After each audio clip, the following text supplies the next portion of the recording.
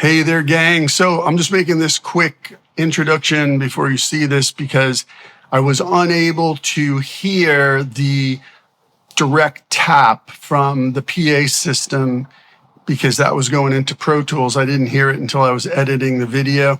And oh my God, it sounds like crap. It's not what the guitar sounds like in the room. It's not like super horrendous, but it's so much different from what's coming through the PA. That's what I was afraid of, and I apologize in advance, but the purpose and the extent of what I'm talking about is still accurate. Just don't judge the sound on what you're about to hear because it was not what's coming through the PA, and that's what's important when you're playing live, which is why I'm rehearsing with a PA so that it's at least somewhat close to what it would be when I get in front of people. I was really shocked how bad that direct tap. That's what you got to be careful with those things, those direct taps. You don't know what circuitry it's going through, where it's like, it's not like a straight tap from the input at all. So don't be scared. It's not going to sound like that. All I can say is come out and see a show in the future, and then you can judge. All right, check this out. Hey there, friends. So as you can see on the floor here, I have finalized my live rig for my upcoming gigs, which are no longer upcoming, and I'm going to explain really quickly why. They've been rescheduled. So I bought these really posh in-ear buds, like really high-end, that sound fantastic. And I started using them about a month ago. And then one day, about 2 weeks ago, I started feeling some pressure in my ear and couldn't hear too great either. And it kept getting worse and worse. And I went to the doctor and they're like, have you been wearing earbuds? And I'm like, yeah. And they're like, well, you've got this big, huge chunk. This is gross, I know, but a big, huge chunk of wax that's pressing right. It's on your eardrum. It's pressing right on your eardrum. And probably I made it worse by trying to clean it, even though I did it carefully. And I was putting the schmutz in, blasting water. And what happened was that the water was getting trapped between this chunk and the eardrum, thus making it worse. So I have to go to a specialist. And the one difference with England and the US is, yes, we have national health care, and it's fantastic here in London, but you have to wait. So the first appointment I could get was the day of the first gig in Norway, June 21st.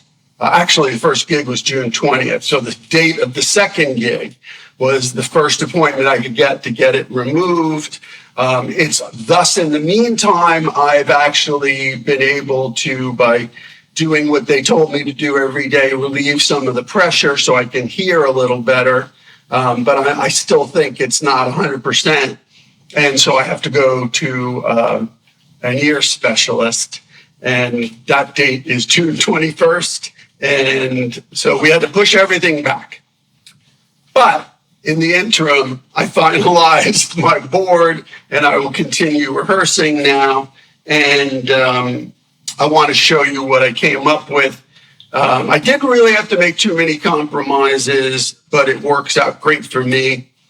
I've got everything I need, and if I want to use it for lap steel or other guitar, 6-string electric, whatever, acoustic, 12-string, I've programmed presets into the HX Stomp, and those presets are switchable with the Disaster Area DMC Mini. If you're just playing a gig straight through with one guitar, not essential, but if you're switching or if you choose to use it for another purpose, different, like if I want to play lap steel, all I have to do for lap steel with this board is swap out one pedal, and I'm pretty much there. And that's why I made some of these decisions, although I'm not really sacrificing anything, and I'm pretty happy. So let me show you what's going on, and maybe you get something out of this. And if any of you want the presets like this, I'm just going to show you the preset for this guitar today, the electric arch top. That's going through a Princeton in here with some other stuff. If you want it, I'll gladly give it to you. I'll put a folder up. I've got a bunch of cool presets. I've got an acoustic 6-string, acoustic 12-string. I've got some Chase Bliss trying to do what Chase Bliss pedals do, other than the one I have on my board, to make really weird, trippy things. There's a lot. Now, let me also preface this before I get into this, that going into the pedal board is going to my PA, as is this mic, which I'm not talking on, or else it would be too loud. And I'm taking the direct tap out of the Bose PA into Pro Tools. And this is what this, I don't know how good the direct tap sounds. It sounds okay through the monitors, but who knows, right?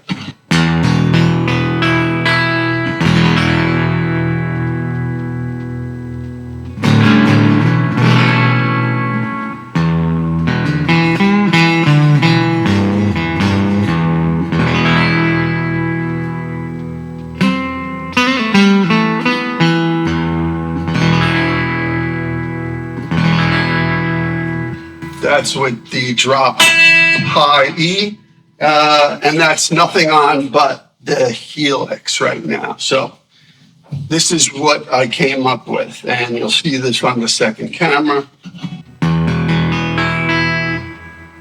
For a lot of the songs, I will be trying to, I'm not into the one-man band looping thing. I tried doing that. It just doesn't work for me. I'm not that good a looper. I'm not Ed Sheeran, nor do I want to be, though respect. And what I can do is have my knowledge of pedals influence the arrangements that I do by myself, meaning you're just adding some drones and some textures and certain pedals that follow your signal as you play, as well as you can play over drones and samples of little things you make live. Nothing's pre-recorded. So anyway, let's start with what I would do for a couple of songs I came up with. So the only sacrifice I made is, instead of having my TC Electronic Infinite Sustainer full-size version, I had to go with the Mini. The full-size version has 3 tone prints, one with chorus, one with flange, and one with phase, very tastefully done. So it's kind of adding some motion to the drone. Couldn't do that. But I've got this one really cool patch on the Mini. Let me show you that. It's a phaser drone thing, but it's, I'm using the mix in the tone print app to make the phase not be so obvious.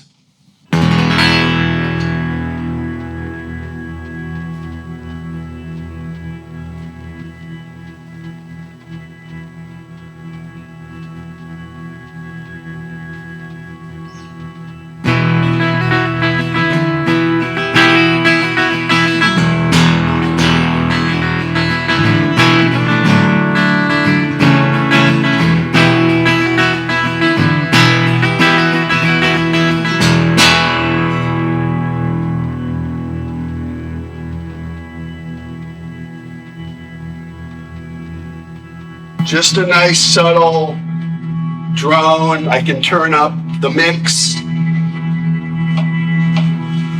or the level as it were.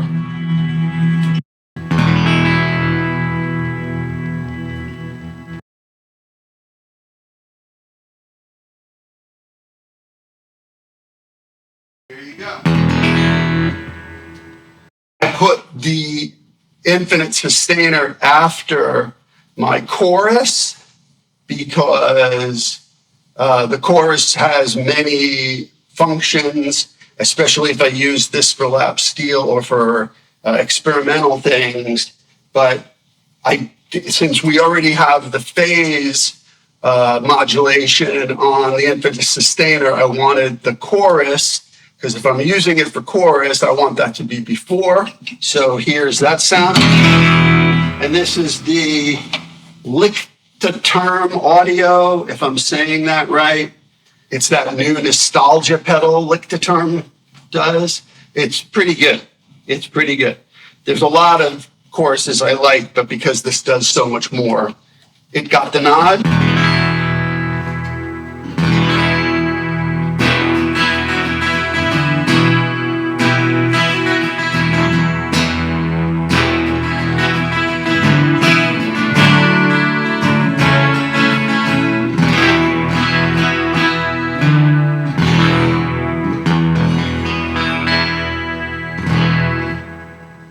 Without, with, just nice and rich and thick. And here it is with the drone after it.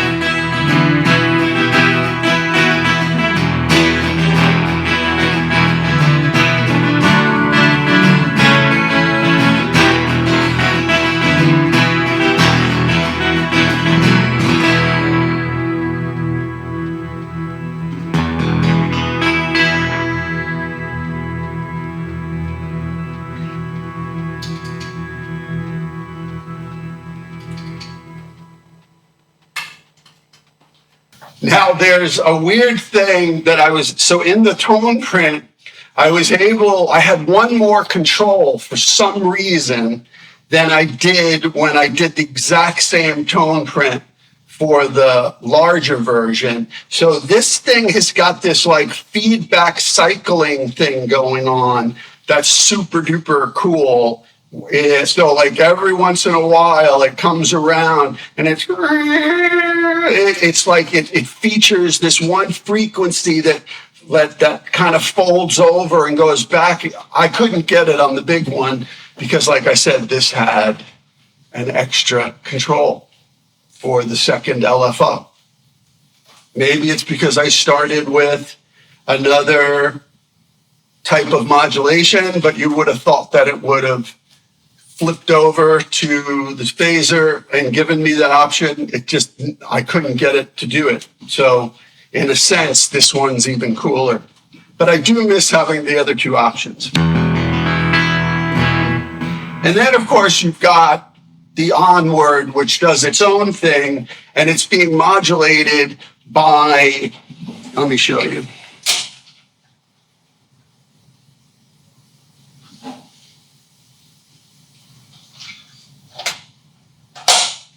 It's being modulated by the Pedal Brains random expression controller, and it does wild and wonderful things.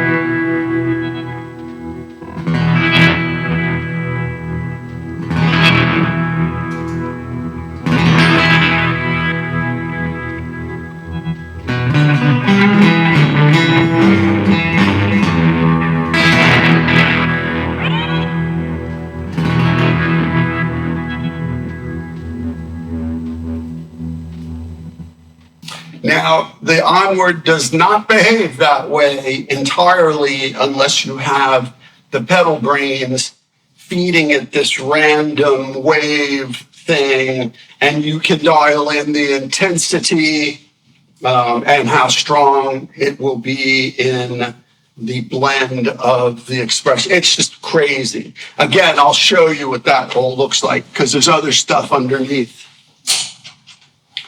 So we have the Omnicomp by Broughton Audio in Canada. That's always on. The Pedal Brains, the passive 2020S by Lightning Boy Audio transformer. That's all always on underneath, but the pedal brains only goes to the Chase Bliss, to the Onward. And then I thought I was going to I had this brilliant idea. I was going to get the free to tone motion loop and put it in the second position, because then the Onward would be doing drones and drippy, hippie, skippy things. Because the thing I like about the Onward is it follows your playing. Notice when I stop playing, it fades out and it responds to the notes and the key you're in, and it's evolving. So I thought, like, well, if I got the motion loop, which I had when it came out 5 or 6 years ago, and I got rid of it for some reason, and now I know why, because I just can't dial it in to do exactly what I want. It's super cool. It's a great unit. It's fun as heck, and it does things that other stuff doesn't do, and it's very hi-fi. But it was not working for following me, like even in the envelope mode. Anyway, without getting too deep into it, it didn't work. So I was like, okay, well, I have this spot where if I'm playing lap steel,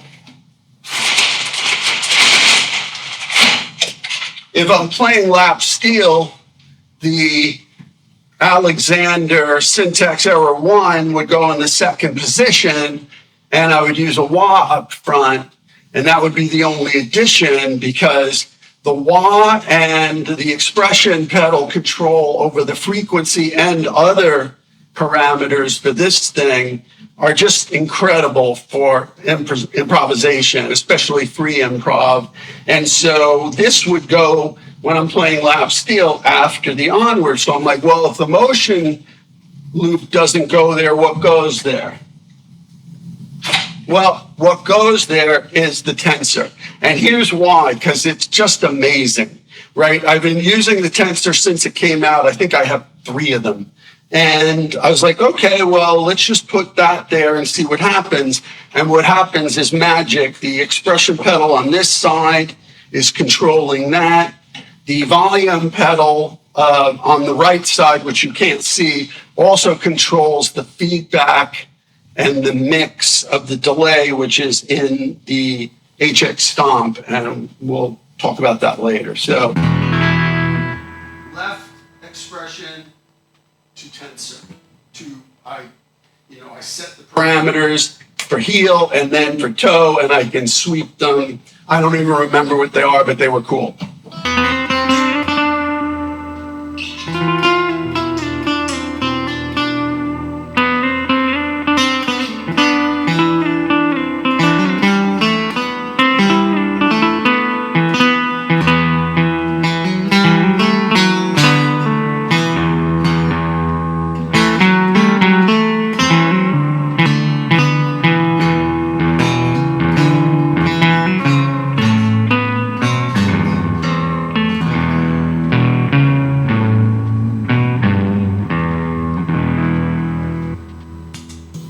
Not a good example, but the point is you can play with yourself and I can alter things with the expression pedal.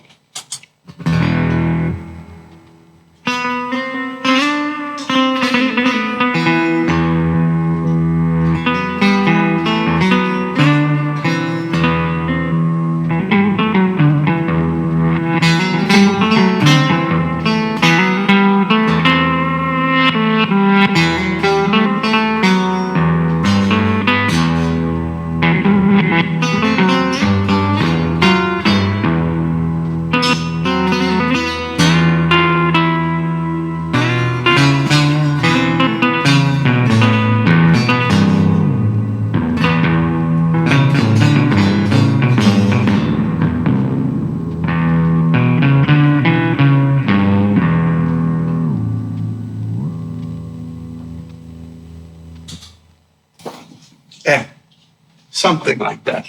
And then I've got the little mandala banana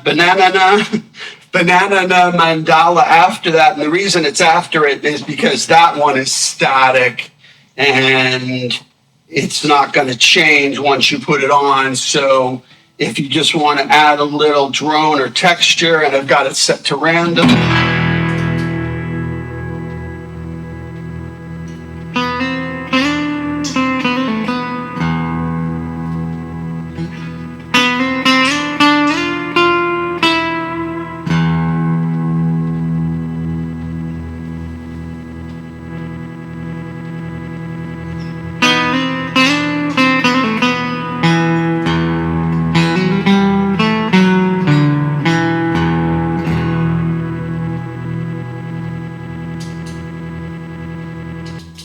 And the cool thing about random on that pedal is it's different every time you hit it.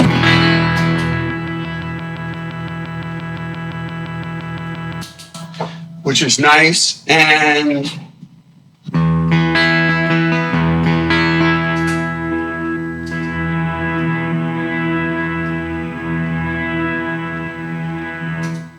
the mood, which is always listening. So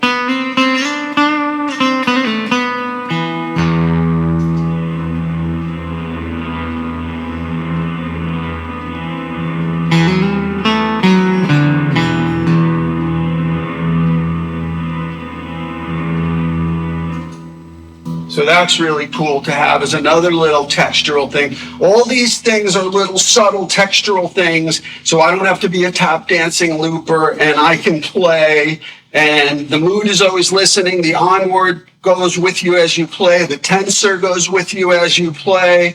The only static one is the mandala and the infinite sustainer, but that's what I want them for. And then, of course, I've got the left side of the mood set for a crusty reverse delay.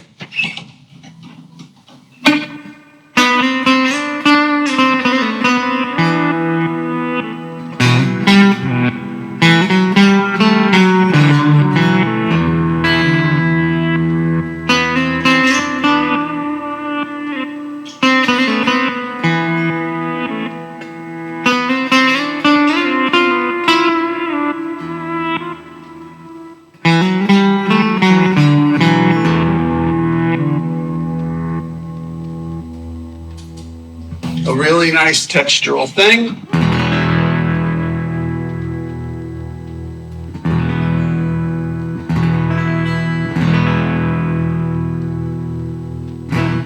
And then last but not least, in the HX Stomp, if I need it, and I think there's only one song on my current set list that I'll be using it, but heck, there could be more, and in the future, who knows, it's nice to have. Here's the straight basic sound.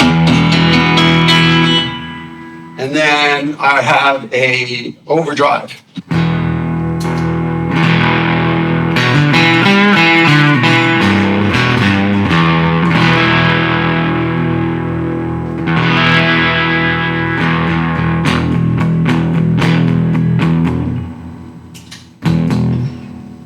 That's rather nice. And I've got a tape delay.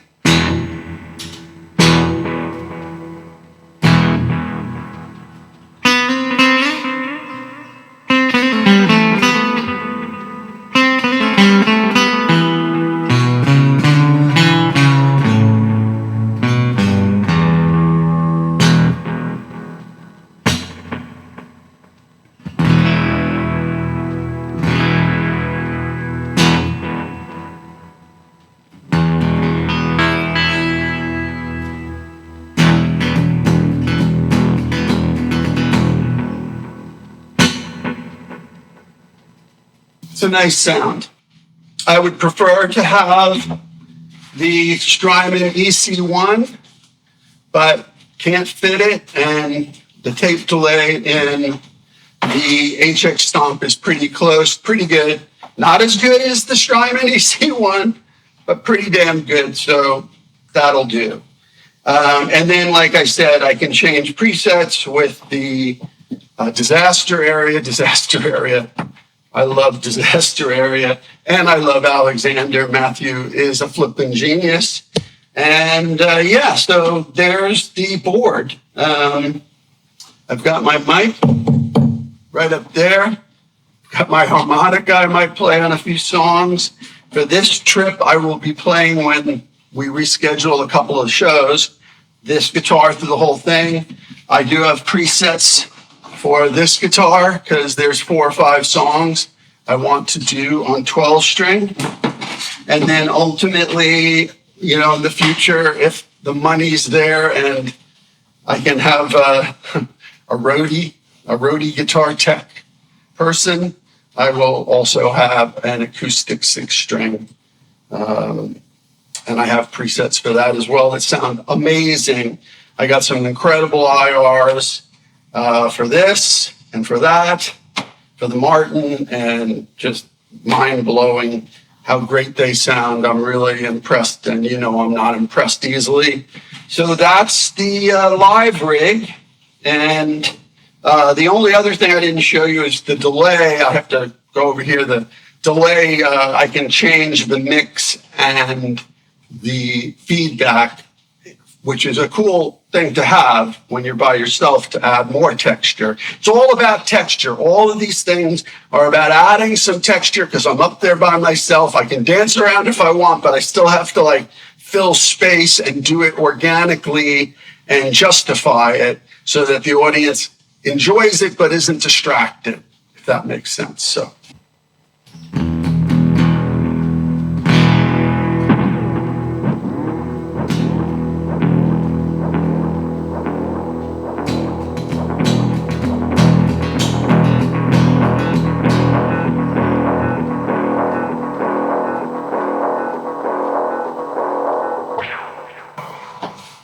So what it does is it changes the mix, the time. So it goes from 463 milliseconds to 900 milliseconds, which is more than an Echoplex would have done anyway. And I can have the feedback go to 100% if I wish, which I also was doing. I programmed the Strymon EC1 to have the feedback go just on the edge of oscillation, so it was a more mild oscillation bed. And I can do that here too, but I can control that with the expression pedal. It's a little more finicky with this, so you know, you gotta catch as catch can. So that's my live rig. I hope you enjoyed it. I enjoyed putting it together. Again, this is 13 by 13, 13 inches by 13 inches. And there is a hard case that fits over it. And then a bag that the hard case goes into. In case I couldn't travel with that, because with everything on it, it's not too heavy. It's not as heavy as those old boards we were putting together with, you know, case covers and everything that were like pretty damn close to 50 pounds. This is like 27 pounds, I think, but close. And it doesn't take up as much room, and it's half the weight, but that's still, you know, you have a 50-pound weight when you travel. So in that case, what I would do, I've thought about this, I took notes, that what I could get away with is the HX Stomp with the same presets, everything on the floor. And I could have a pedal board Nano Plus, right? About that big, 17, 18 inches, 6 inches wide, I think it is. I could have a compressor, the Onward, the Strymon EC1, the Nostalgia Chorus modulator, and the pedal brains all on that board. I would have the expression pedal control the Strymon for the feedback. And yeah. And then the TC Electronic Mini Infinite Sustainer.